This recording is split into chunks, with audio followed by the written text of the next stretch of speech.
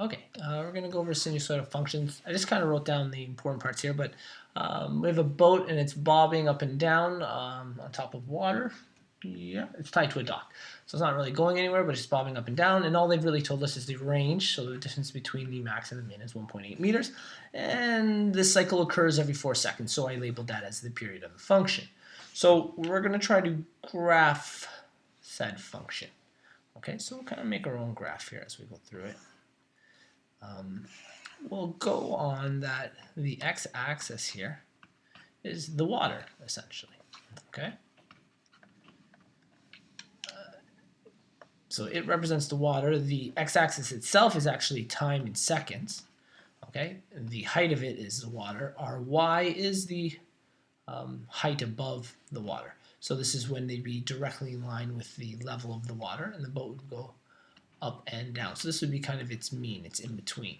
So if its range is 1.8, what that's saying is from, let's say this is the top to the bottom, this entire function here is 1.8 meters, which means as our middle point kind of being our 0, this actual point will be half of this. Okay, so in other words, this is kind of our amplitude. So we're going to figure out the amplitude. And anytime to find the amplitude of something, we take the range, we divide it by 2. So the amplitude is going to be 0.9 meters. Okay, so this height here is 0.9 meters, and this is negative 0.9 meters. Okay, this cycle is repeating every 4 seconds. So we'll keep this as 1, 2, 3, 4. They didn't tell us where starting. We just know it goes through this entire process. So we have a general idea. Okay, we know we have to get back to this starting point after 4 seconds. And because it's sinusoidal, it's making a wave function. Luckily, we have the number 4.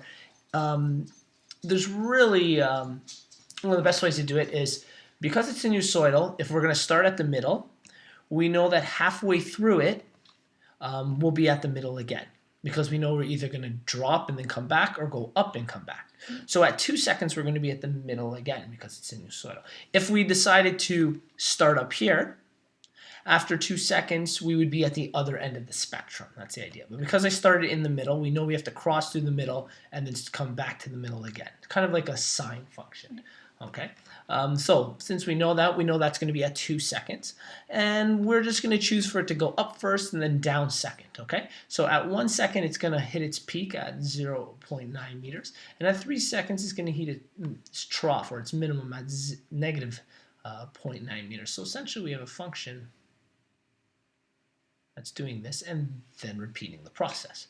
It continues this way every 4 seconds, so it continues this idea. What we're going to have to do here is we're going to have to try to find a sine function. We'll need to manipulate a function. Now, I've drawn it as a sine function, and we could have made it look a lot more like a cosine function. This is still an acceptable way of doing it. There's many ways we could have written it. So let's talk about the sine function, our function f at x of sine x. When we have this function, there's 4 different ways we can manipulate it, right? We have the a, okay, which is a vertical stretch of this. And the vertical stretch is essentially the amplitude of this function, okay? We have the k, which is the horizontal stretch. Is it c inside for you? I think so. I think you guys use, or do you use d inside? I can't remember. Yeah, Either way is really fine. Yeah, this is the horizontal shift. And a vertical shift we'll call C is our vertical shift. I'll do that in a different color. Okay, can't remember what letters you guys use, but that's the idea here. So right off the bat, we know the amplitude from the range is 0.9. So we can replace our A value with 0.9 in our function.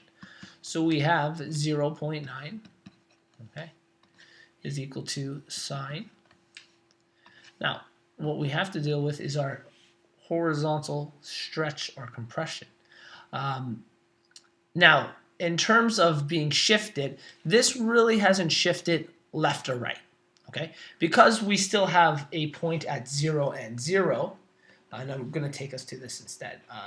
Our d value here really hasn't shifted left or right. It's just the amplitude has changed, right? The frequency of it has changed quite a bit. Our frequency has changed. And it really hasn't shifted up or down. Our equation of the axis, have they talked to you guys about that? The equation of the axis is still where y is equal to 0, so our vertical shift is 0, our horizontal shift is 0. The only thing that's changed is a horizontal compression. So this is our k value, and it's essentially times x. And we have to figure out what it is from here. Now, one way we could kind of go about doing this is we could try to isolate, because technically this is equal to y, let's say, right? Y is equal to 0.9 sine k times x. One of the things we could do here is we know we have an x value of 1 and a y value of 0.9. We could plug in 0.9 and 1 in here and try to solve the function from there. Another way we could try to do it, and it depends if we're doing radians or degrees, we can try to work on the compression of this.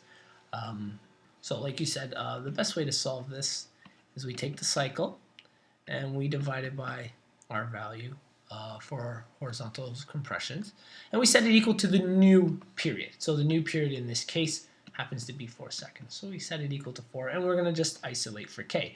This will end up being 2 pi over 4 is equal to k, which means k is equal to pi over 2, or compression of pi over 2. So our new function, so we've written it right, so y is equal to 0.9 sine, and I guess we can write it either way. Well, we'll put pi over, we say 2, was it? X would be our new function here. Now, I did want to see if what we had before, if this would work, because this should. In terms of isolating k, we should be able to put in an x and a y value like we said before. And one of the x and y values along here, and there's many of them, right? We could technically use 2 and 0, which might be a really easy one to do, because our y value is then 0, and our x value is then 2, and we can kind of work from there. It should give us relatively the same value. We can use 1 and 0.9. In fact, actually, you know what I think I'll do? I think I'll use 2 and 0, just because it seems to be a simple one to do. So we'll work down here in a different color, maybe green. So let's see if we can come to the same answer. Our y value we said was 0, so we replace that with 0, and we had 0.9 sine. This is our k, and our x value we said was the value of 2. Okay, and I think this will end up going. So this essentially says 0.9 sine 2k. This is equal to 0. Well, to isolate our sine k here, we can divide by 0.9 on both sides. That will still give us 0 is equal to sine 2k. Sine 2k, we need to isolate for our k in this case. So we're going to look for sine 90, well, sorry, sine inverse of 0 is equal to 2k. So I've moved that sign over. Sine inverse of 0, it's a good question what that's going to be. Let's put it into our calculator here. Second function, sine 0. I have a calculator on here. Inverse sine of 0 is 0. That's okay, so like we said, sine inverse of 0. So if we're talking about a unit circle like you mentioned before, okay, one of the possibilities is over here at pi when we have an angle of 0. Another one is technically 2 pi, right? Now let's go back up. If you recall, we took a value that was essentially the halfway point, and we know this is cyclical, essentially it does a circle. So the halfway point in terms of a unit circle is our value of pi, which is our 180 degrees. So this ends up being the inverse of 0 being pi, which is still equal to 2k. And to isolate for k, we get pi over 2, which is the same idea as you said. So I guess it's important when we're taking it out of this perspective, when we're specifically choosing points along here. If we had chosen this one, this would have given us kind of a pi over 2 option, or like you said, a 3 pi over 2 option, but that is more of a 3/4 of the turn rather than a quarter. And because this is the quarter, we would have took pi over 2 as our value when we found the inverse of 1, and that again would have found the exact k value